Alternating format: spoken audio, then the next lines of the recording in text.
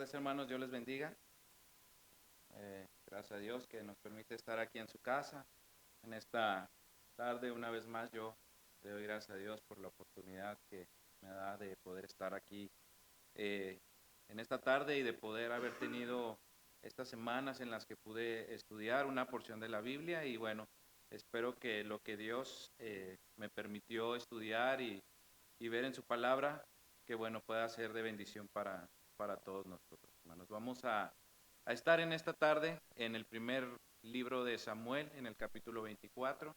El título de esta predicación, hermanos, les puse yo: las acciones y decisiones de nuestra vida confirman quién mora en nosotros. Y este capítulo, hermanos, y los que están anteriores a vamos a ver precisamente que vamos a estar hablando de la vida de David. Todos conocemos la vida de David y la hemos leído en otras ocasiones. Y bueno, les pido por favor que vayamos ahí al capítulo 24 de Primera de Samuel para que podamos ir viendo lo que vamos a estar estudiando en esta tarde. Bien, hermanos, voy a empezar a leer yo. Aunque voy a leer todo el capítulo, hermanos, no lo vamos a abarcar todo durante la enseñanza, pero lo voy a leer para que podamos ver todo el contexto de lo que vamos a estar viendo en esta tarde. Dice así en 1 Samuel capítulo 24, dice: cuando Saúl volvió de perseguir a los filisteos, le dieron aviso diciendo: he aquí David está en el desierto de Engadí. Y tomando Saúl 3,000 hombres escogidos de todo Israel, fue en busca de David y de sus hombres por las cumbres de los peñascos de las cabras monteses. Y cuando llegó a un redil de ovejas en el camino, donde había una cueva, entró Saúl en ella para cubrir sus pies. Y David y sus hombres estaban sentados en los rincones de la cueva. Entonces los hombres de David le dijeron: he aquí el día que te dijo Jehová, he aquí que entregó a tu enemigo en tu mano, y harás con él como te pareciere. Y se levantó David y calladamente cortó la orilla del manto de Saúl. Después de esto se turbó el corazón de David porque había cortado la orilla del manto de Saúl, y dijo a sus hombres: Jehová me guarde de hacer tal cosa contra mi señor, el ungido de Jehová, que yo extienda mi mano contra él, porque es el ungido de Jehová. Así reprimió David a sus hombres con palabras y no les permitió que se levantasen contra Saúl. Y Saúl, saliendo de la cueva, siguió su camino. También David se levantó después y, saliendo de la cueva, dio voces detrás de Saúl diciendo: mi señor el rey. Y cuando Saúl miró hacia atrás, David inclinó su rostro a tierra e hizo reverencia. Y dijo David a Saúl: ¿por qué oyes las palabras de los que dicen: mira que David procura tu mal? He aquí han visto tus ojos cómo Jehová te ha puesto hoy en mis manos en la cueva, y me dijeron que te matase, pero te perdoné, porque dije: no extenderé mi mano contra mi señor, porque es el ungido de Jehová. Y mira, Padre mío, mira la orilla de tu manto en mi mano, porque yo corté la orilla de tu manto y no te maté. Conoce pues y ve que no hay mal ni traición en mi mano, ni he pecado contra ti. Sin embargo, tú andas a casa de mi vida para quitármela. Juzgue Jehová entre tú y yo, y véngueme de ti Jehová, pero mi mano no será contra ti. Como dice el proverbio de los antiguos: de los impíos saldrá la impiedad, así que mi mano no será contra ti. ¿Tras quién ha salido el rey de Israel? ¿A quién persigues? ¿A un perro muerto? ¿A una pulga? Jehová pues será juez, y él juzgará entre tú y yo. Él vea y sustente mi causa y me defienda de tu mano. Y aconteció que cuando David acabó de decir estas palabras a Saúl, Saúl dijo: ¿no es esta la voz tuya, hijo mío David? Y alzó su voz y lloró. Y dijo a David: más justo eres tú que yo, que me has pagado con bien, habiendo yo pagado con mal. Tú has mostrado hoy que has hecho conmigo bien, pues no me has dado muerte, habiéndome entregado Jehová en tu mano. Porque ¿quién hallará a su enemigo y lo dejará ir sano y salvo? Jehová te pague con bien por lo que en este día has hecho conmigo. Y ahora, como yo entiendo que tú has de reinar, y que el reino de Israel ha de ser en tu mano firme y estable. Júrame pues ahora que por Jehová no destruirás mi descendencia después de mí, ni borrarás mi nombre de la casa de mi padre.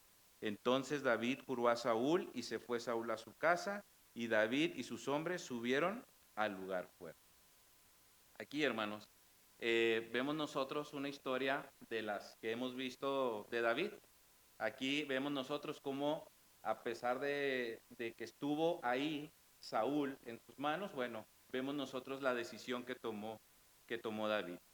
Antes de continuar, hermanos, creo que es necesario que hablemos un poco del contexto de esta historia, sobre todo lo que sucedió previo en este momento, aunque estoy seguro, hermanos, que todos o la mayoría, pues ya hemos leído sobre la vida de David en varias ocasiones.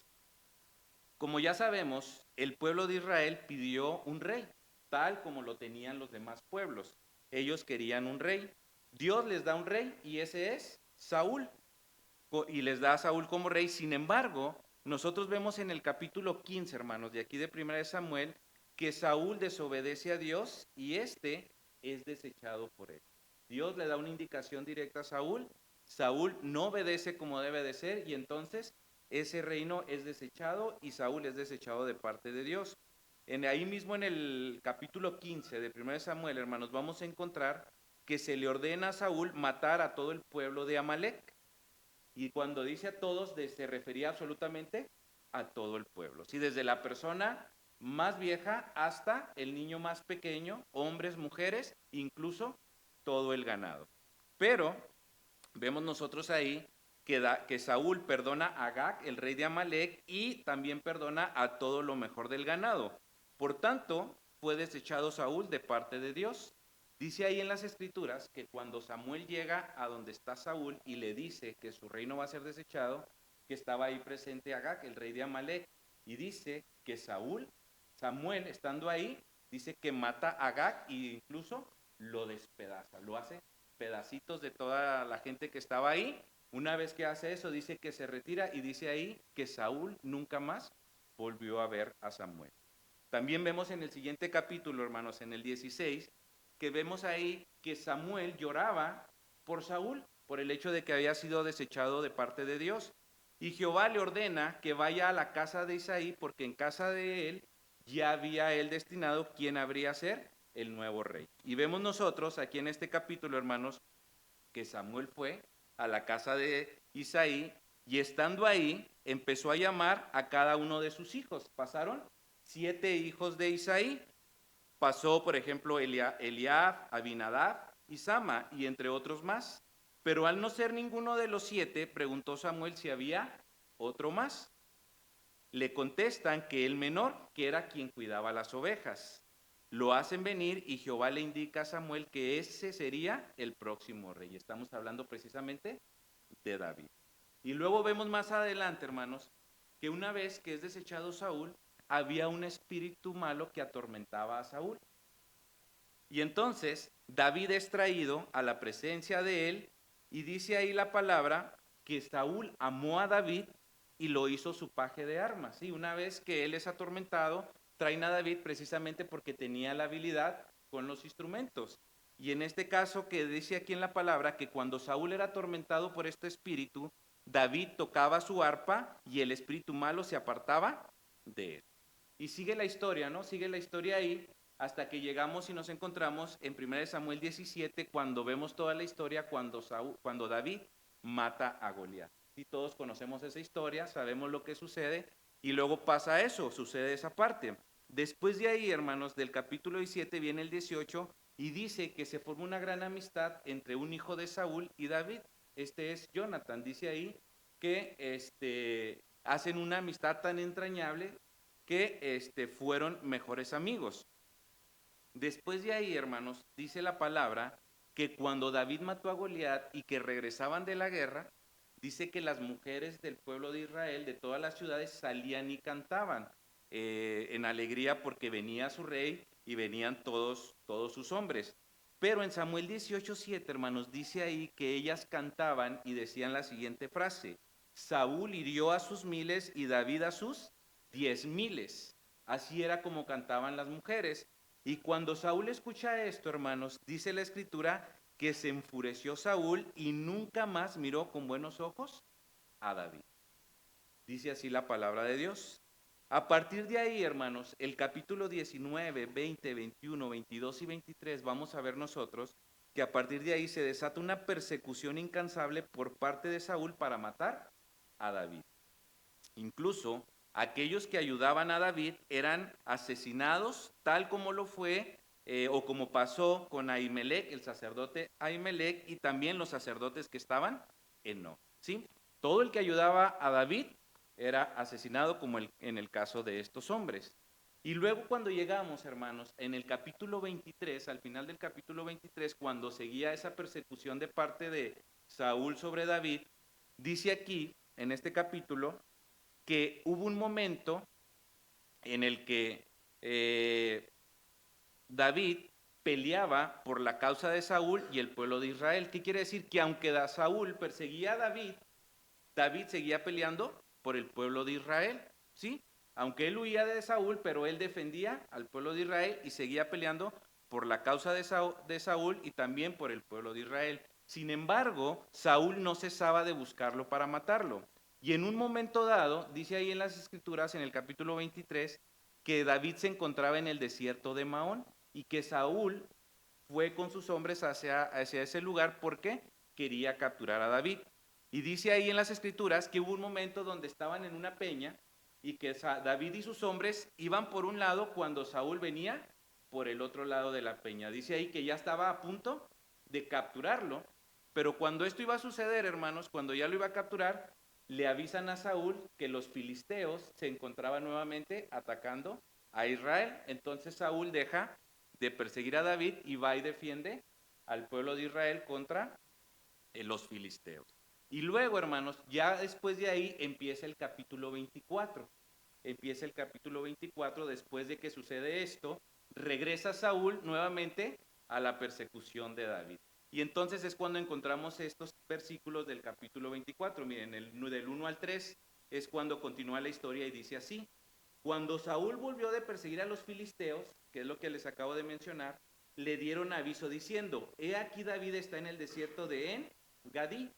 Y tomando Saúl 3,000 hombres, escogidos de todo Israel, fue en busca de David y de sus hombres por las cumbres de los peñascos de las cabras monteses. Y lo dice aquí en el versículo 3. Y cuando llegó a un redil de ovejas en el camino, donde había una cueva, entró Saúl en ella para cubrir sus pies. Y David y sus hombres estaban sentados en los rincones de la cueva.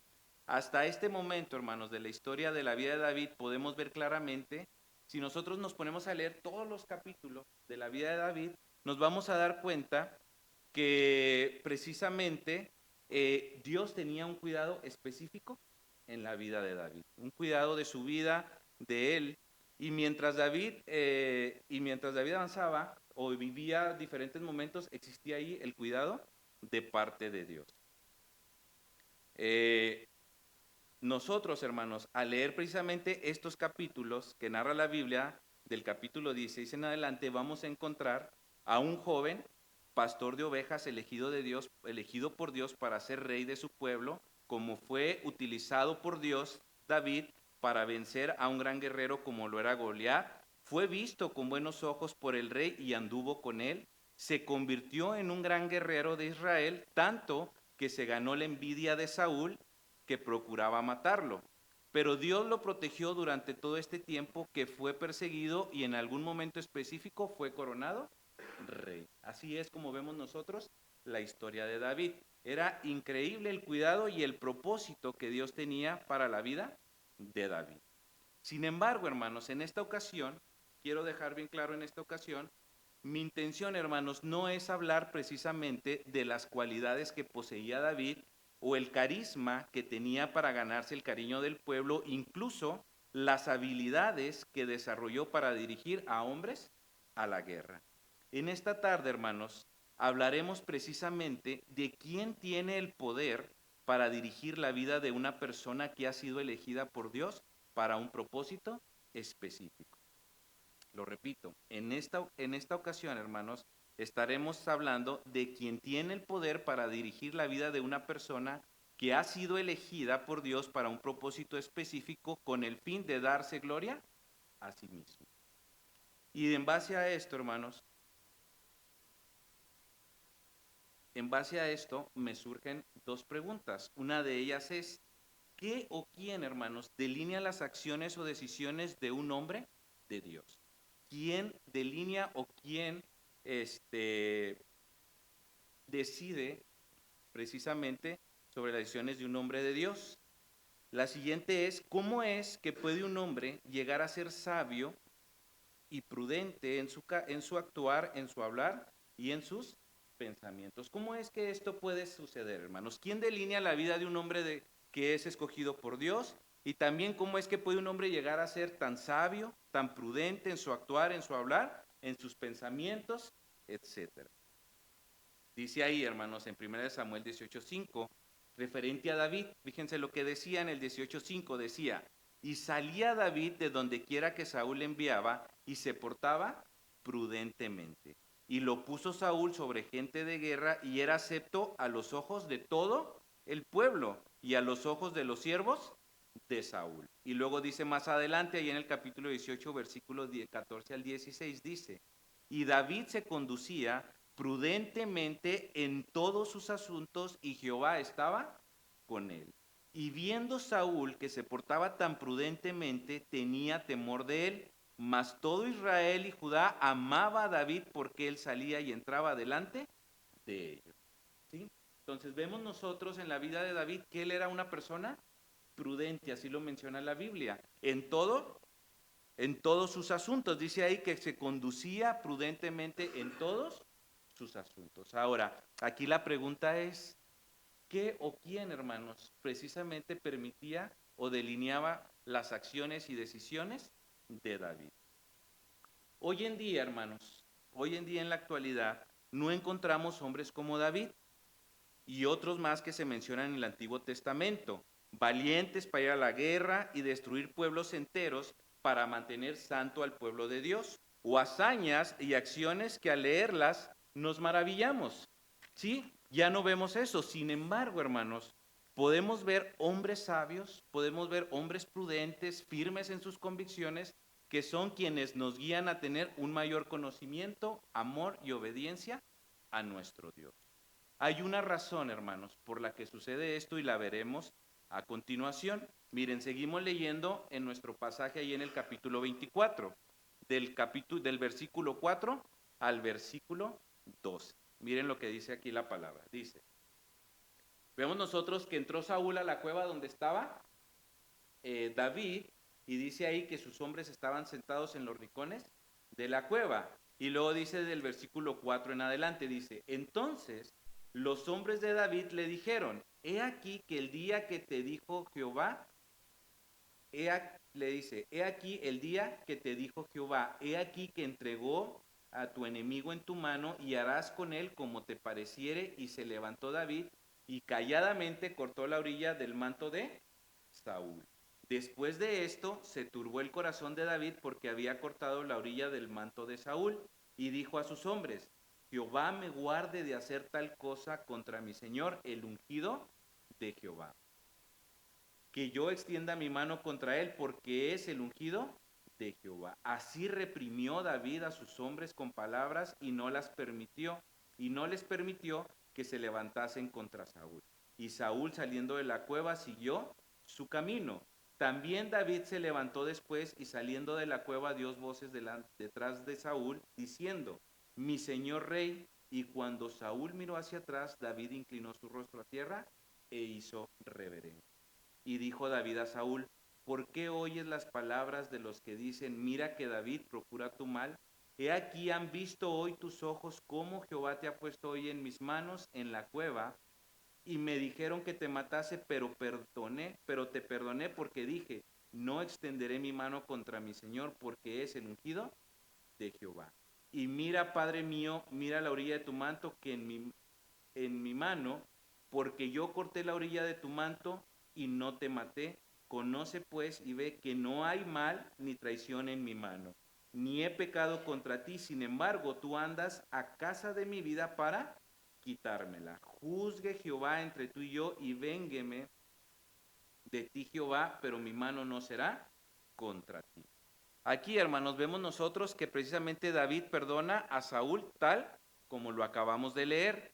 Tuvo en sus manos, hermanos, a quien por mucho tiempo venía buscándolo incansablemente para asesinarlo, pero vemos que él decide no matarlo.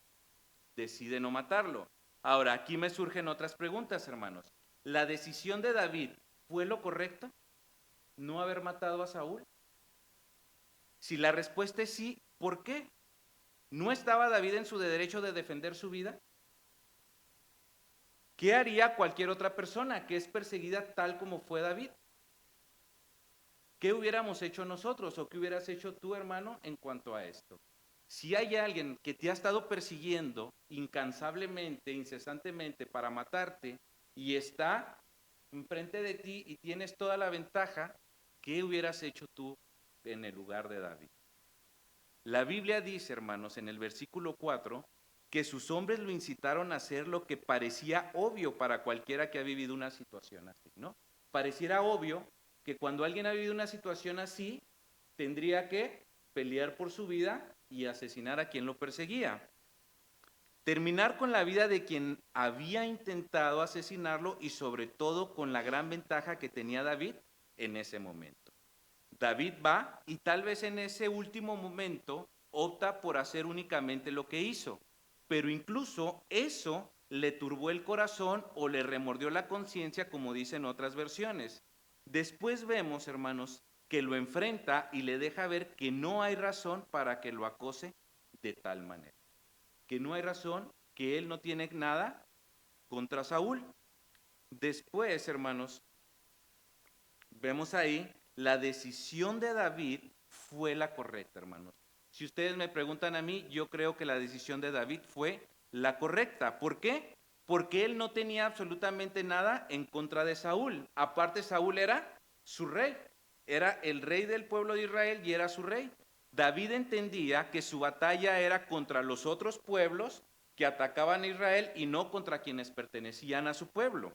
Aparte, él era leal y respetaba a su autoridad. Por eso considero que fue correcto lo que hizo David. Fíjense lo que dice 1 Samuel 24:10. Dice, he aquí han visto hoy tus ojos cómo Jehová te ha puesto hoy en mis manos en la cueva y me dijeron que te matase. Pero te perdoné porque dije, no extenderé mi mano contra mi Señor porque es el ungido de Jehová. Dios nos manda, hermanos, a obedecer a nuestras autoridades porque son autoridad, esa autoridad es precisamente delegada de parte de Dios. Y lo entendía claramente David.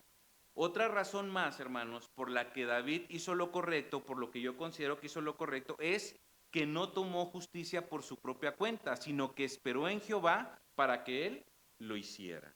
Dice en Deuteronomio 32:35, mía es la venganza y la retribución. A su tiempo su pie resbalará porque el día de su aflicción está cercano y lo que les está preparado se apresura. ¿Sí? Y hay otros, encontraríamos otros versículos más donde habla precisamente referente a esto, que dice, mía es la venganza y la retribución. Y David recurrió precisamente a la justicia de Dios. También, hermanos, vemos que ahí en 1 Samuel 24:12 le dice, juzgue Jehová entre tú y yo y véngueme de ti Jehová, pero mi mano no será contra ti. Y luego más adelante en el versículo 15 dice, Jehová pues será juez y él juzgará entre tú y yo, él vea y sustente mi causa y me defienda de tu mano.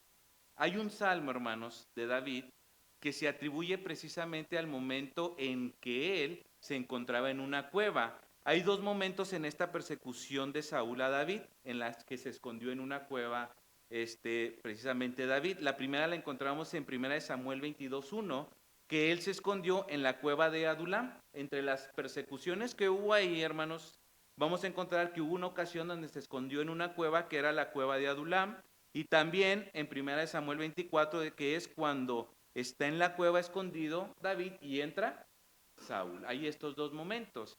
Y hay un salmo, hermanos, que se atribuye precisamente a uno de estos dos momentos en que David estuvo en la cueva. Miren, vamos ahí a Salmo 142 a leerlo, hermanos, para ver lo que escribe precisamente David en este salmo. Es el Salmo 142.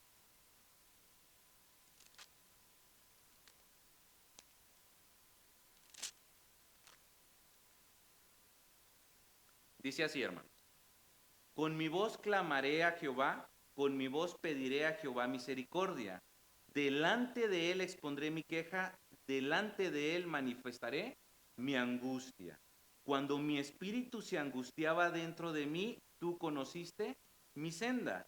En el camino en que andaba me escondieron lazo. Mira mi diestra y observa, pues no hay quien me quiera conocer. No tengo refugio ni hay quien cuide de mi vida. Clamé a ti, oh Jehová, dije, tú eres mi esperanza y mi porción en la tierra de los vivientes. Escucha mi clamor porque estoy muy afligido. Líbrame de los que me persiguen porque son más fuertes que yo. Saca mi alma de la cárcel para que alabe tu nombre. Me rodearán los justos porque tú me serás propicio. Cuando leemos este salmo, hermanos, vemos nosotros que David manifiesta precisamente su angustia y se encuentra atormentado, pero dice ahí que su esperanza siempre estuvo en Dios. Siempre esperó en Dios.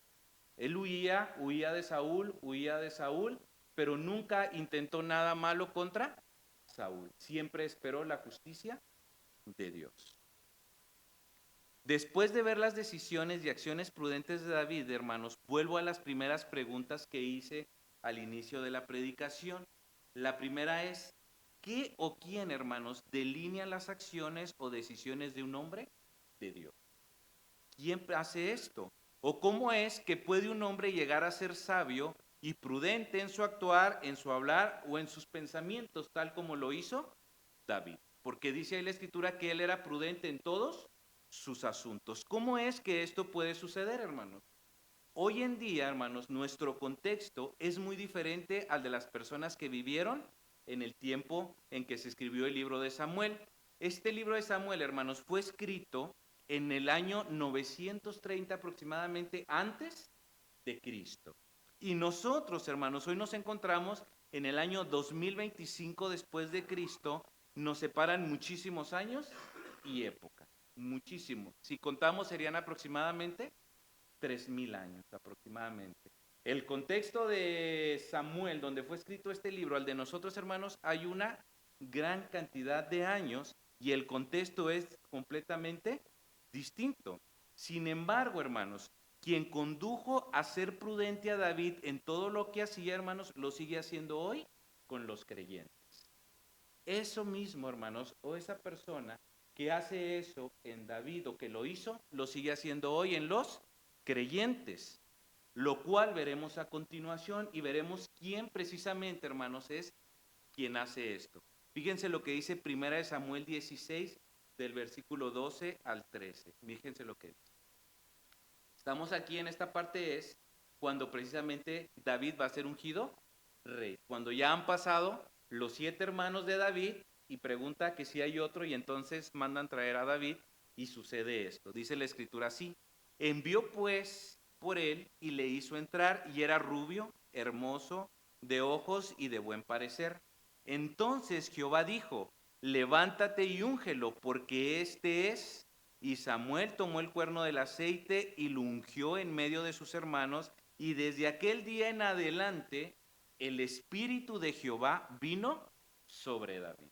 El espíritu de Jehová, hermanos, vino sobre David. Se levantó luego Samuel y se volvió a Ramá. ¿A quién le atribuimos la respuesta de estas preguntas, hermanos? La primera, ¿qué o quién delinea las acciones o decisiones de un hombre? De Dios. ¿Cómo es que puede un hombre llegar a ser sabio y prudente en su actuar, en su hablar, en sus pensamientos? ¿Quién, hermanos? ¿A quién menciona aquí? El Espíritu de Dios. Una vez, hermanos, que David es ungido, vemos nosotros los diferentes textos donde dice que él era prudente en todo lo que hacía. Entonces, ¿quién es, hermanos, quien delinea estas acciones o que dirige estas acciones es precisamente el Espíritu de Dios.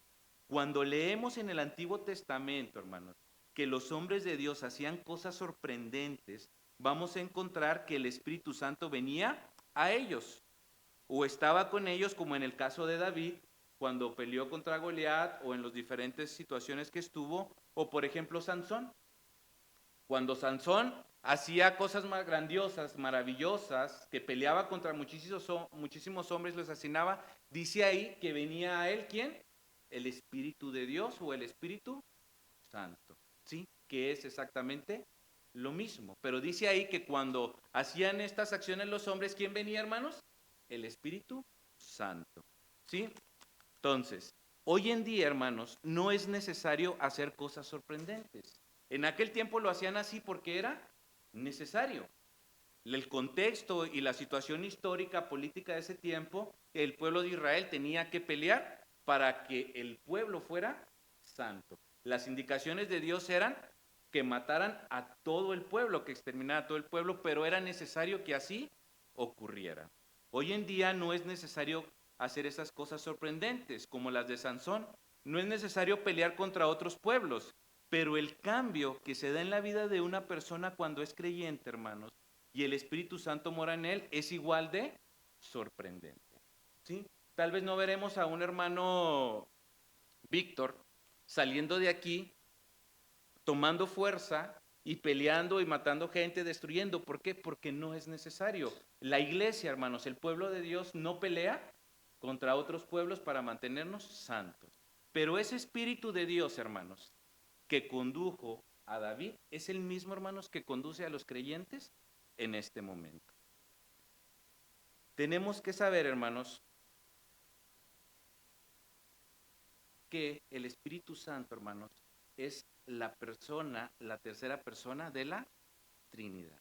Eso lo tenemos que saber y lo tenemos que tener claro. Hablamos del Padre, hablamos del Hijo, pero también es necesario hablar del Espíritu Santo. Dice el Señor Jesucristo, dijo ahí en Juan 16:7, dice, pero yo os digo la verdad, os conviene que yo me vaya, porque si no me fuere, el Consolador no vendría a vosotros, mas si me fuere, os lo enviaré. Y cuando Él venga, convencerá al mundo de pecado, de justicia y de juicio. En Juan 16:13 dice, pero cuando venga el Espíritu de verdad, Él os guiará a toda la verdad. Para nosotros, hermanos, fue muy conveniente y es muy conveniente la acción del Espíritu Santo en nuestras vidas. Hablar del Espíritu Santo, hermanos, requiere todo un estudio profundo que tomaría mucho tiempo. Pero lo que podemos establecer es que para nosotros los creyentes, el Espíritu Santo es de la Trinidad, hermanos, quien se encuentra más cerca de nuestra vida. El Espíritu Santo, hermanos, es quien ahorita en nuestro contexto, en nuestra actualidad, se encuentra más cerca de nuestra vida. Las tres personas de la Trinidad participan, hermanos, en nuestra salvación. Las tres personas. El Padre, en la eternidad, diseñó y creó todo lo que existe. Por supuesto, a cada uno de nosotros nos diseñó con un propósito único y especial. Esa es la obra del Padre en nuestra vida, en nuestra salvación. La del Hijo, Él llevó a cabo el sacrificio perfecto por el cual hemos sido adoptados hijos suyos. Pero el Espíritu Santo, hermanos, el Espíritu Santo es quien una vez que alguien nos predicó el Evangelio, Él es quien ilumina nuestra vida y nuestro entendimiento para recibir la salvación y morar en nosotros. Por eso digo que la persona del Espíritu Santo, hermanos, es quien se encuentra más cerca de nosotros, de las tres personas de Dios. Es quien está más cerca de los creyentes. ¿Por qué? Porque mora en nosotros. Él es quien está en nosotros. Y cuando hablamos del Espíritu Santo, hermanos, estamos hablando de Dios mismo. Dice Efesios 1:3, hermanos. Dice ahí, en Él también vosotros, habiendo oído la palabra de verdad, el evangelio de vuestra salvación, y habiendo creído en Él, fuisteis sellados con el Espíritu Santo de la promesa. ¿Sí? Fuimos sellados con el Espíritu Santo de la promesa. Es quien finalmente culmina, hermanos, la obra de la salvación. La obra que hace el Espíritu Santo en nuestra vida, hermanos, es tan grandiosa y maravillosa que sin profundizar mucho, hermanos, diré lo siguiente. El Espíritu Santo nos santifica. El Espíritu Santo nos convence de pecado. El Espíritu Santo nos consuela, nos guía, nos da dones espirituales y también produce fruto en nuestra vida. Eso es la obra del Espíritu Santo en el creyente. Él nos santifica, nos convence de pecado, nos consuela, nos guía, nos da dones espirituales y produce fruto en nuestra vida. Hermanos, cuando hablamos de que el Espíritu Santo mora en vosotros, en nosotros, estamos hablando que precisamente Dios es quien está en nosotros, a través de la persona del Espíritu Santo. Algo que debemos de entender bien, hermanos, es precisamente, es Dios mismo viviendo en nuestros corazones.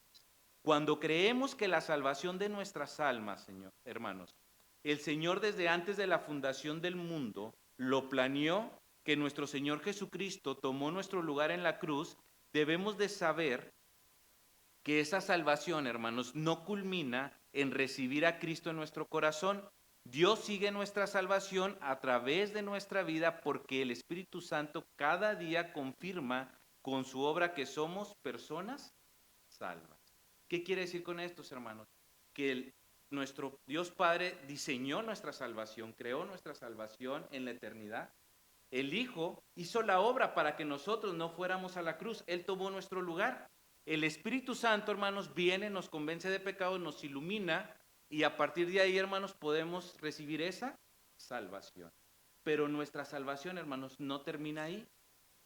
La salvación continúa porque la misma salvación, hermanos, es completamente de Dios. Y el hecho de que el Espíritu Santo more en nuestra vida, hermanos, es que durante toda nuestra vida terrenal, hermanos, somos guiados precisamente ¿por quién? Por Dios mismo, a través del Espíritu Santo. Entonces, la salvación, hermanos, de nuestra vida no termina cuando recibimos a Cristo en nuestro corazón, sino que esa salvación continúa hasta que somos glorificados o cuando vayamos a ser glorificados. Toda la salvación, hermanos, le pertenece a Dios. ¿Y quiénes participan? Dios Padre, Dios Hijo y Dios Espíritu Santo. El hecho, hermanos, de que nosotros los creyentes no nos desviemos o nos salgamos de la voluntad de Dios es precisamente porque el Espíritu Santo nos guía y nos conduce. Por eso es que la salvación continúa y depende completamente de Dios mismo. Creo que en este punto, hermanos, y entendiendo que es precisamente Dios quien mora en nosotros, precisamente el Espíritu Santo, es importante reflexionar sobre nuestra vida y cómo reflejamos que Dios mora en nosotros, que realmente nuestro propósito es ser un reflejo de Cristo. Por eso dice en Efesios 4:13, dice, hasta que todos lleguemos a la unidad de la fe y del conocimiento del Hijo de Dios, a un varón perfecto, a la medida de la estatura de la plenitud de Cristo. ¿Sí? Creo que es importante, hermanos, que reflexionemos sobre esto y veamos si realmente nuestra vida refleja que el Espíritu Santo mora en nosotros. Definitivamente, hermanos, esto será a través de la obra del Espíritu Santo. El nosotros llegar a ser como Cristo, como es nuestra meta, llegar a ser como Cristo, precisamente esto será a través de la obra del Espíritu Santo. Por eso, hermanos, es importante exhortarnos a nosotros mismos porque no es posible que dentro de nuestra iglesia, hermanos, haya actitudes y acciones ajenas a las de unir el cuerpo de Cristo, porque somos el cuerpo de Cristo. Crecer en el conocimiento de Dios, tener comunión entre los creyentes. No es posible, hermanos, que esto ocurra en nuestra iglesia. ¿Por qué? Porque debemos de reflejar precisamente que Dios mora en nosotros. No es posible, hermanos. No debemos de permitir que cuando se hacen esfuerzos para que la iglesia esté unida, cuando se hagan actividades, no es posible que haya quienes se aparten de esas actividades, incluso que se burlen de ellas. No es posible, hermanos, debemos reflexionar sobre esto, porque cuando se hace el esfuerzo, toda la iglesia se une para seguir en comunión, pero hay quienes se apartan y quienes aparte se burlan de esto, hermanos. No deberíamos de permitirlo en nuestra vida. Lo hablo de forma personal. Debemos de esforzarnos por tener esa comunión con los hermanos. O que un creyente esté viviendo en pecado constantemente. O que exista enemistad entre los mismos miembros de la iglesia o envidias. No debemos de permitir esto, hermanos. Si esto es lo que se refleja, hermanos, de uno de nosotros, entonces estaremos hablando de lo que voy a mencionar a continuación. Es muy claro Gálatas cuando dice, digo pues, andad en el Espíritu y no satisfagáis los deseos de la carne. Porque el deseo de la carne es contra el Espíritu y del Espíritu es contra la carne. Y estos se oponen entre sí para que no hagáis lo que quisieres. En el Antiguo Testamento, hermanos, para mantener santo al pueblo de Dios se luchaba contra otros pueblos. Y Dios mandaba, tal como lo hizo con Saúl, que se exterminara a todo el pueblo de Amalek. David, al ser perseguido por Saúl, recurrió a Dios para que él lo librara de Saúl. Pero así era como actuaba el pueblo para mantenerse santo. Hoy en día, hermanos, nuestro enemigo no son pueblos que atacan nuestra iglesia. Hoy en día, hermanos, nuestro enemigo es nuestra naturaleza de pecado, que se opone al Espíritu, y precisamente sus obras son las siguientes, hermanos. Hoy en día, nuestro enemigo no son otros pueblos, hermanos. Nuestro enemigo es precisamente esa naturaleza pecaminosa que tenemos tal como lo menciona Gálatas. Y las obras, hermanos, que se oponen al Espíritu Santo, esta naturaleza pecaminosa son adulterio, fornicación, inmundicia, lascivia, idolatría, hechicerías, enemistades, pleitos, celos, iras, contiendas, disensiones, herejías, envidias, homicidios, borracheras, orgías y cosas semejantes a estas. Hermanos, los invito a que reflexionemos dentro de nosotros y veamos, hermanos, si por alguna razón esa naturaleza está oponiéndose a la naturaleza espiritual que tenemos. Si es así, hermanos, no deberíamos de permitirlo. No podemos permitir, hermanos, que esto ocurra. Tenemos que recurrir a Dios mismo para que nos ayude a vencer a nuestro enemigo.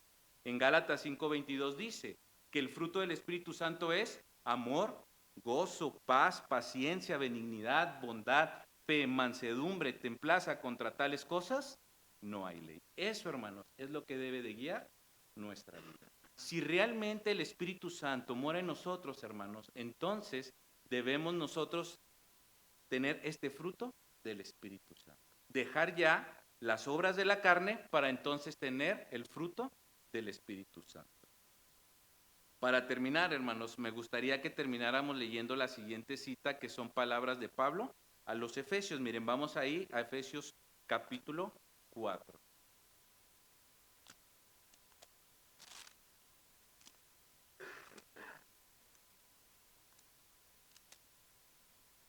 Efesios capítulo 4, hermanos. Miren lo que dice ahí en el versículo 1. Voy a leer, ustedes síganme con su vida.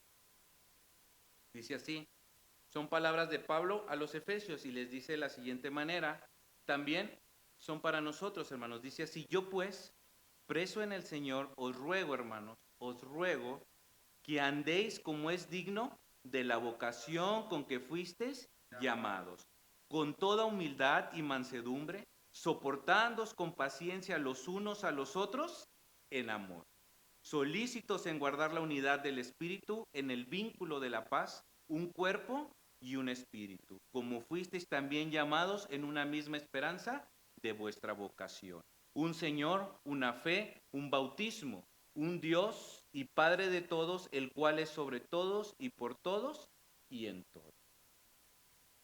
Realmente, hermanos, esperemos y que seamos realmente conducidos por el Espíritu Santo. Por eso es que puse este título, las acciones y decisiones de nuestra vida, hermanos, confirman quién mora en nosotros. ¿Quién mora en nosotros, hermanos? El Espíritu Santo. Entonces, las obras de la carne, hermanos, debemos dejar. Y debemos dejar que se vea el fruto del Espíritu Santo en nuestras vidas. En el caso de David, dice ahí que él hizo lo correcto, que se conducía prudentemente. Nosotros, hermanos, en la actualidad debemos de conducirnos prudentemente tal como lo hizo. ¿Por qué? Así como cuando fue ungido David y vino a él el Espíritu de Dios, hermanos, cuando se nos predicó el Evangelio y el Espíritu Santo nos convenció de pecado, nos iluminó y recibimos a Cristo en nuestro corazón, ese mismo Espíritu es el que mora en nosotros. Y esa prudencia que había en David es la prudencia que debe de haber en los hijos de Dios en la actualidad. Vamos a orar.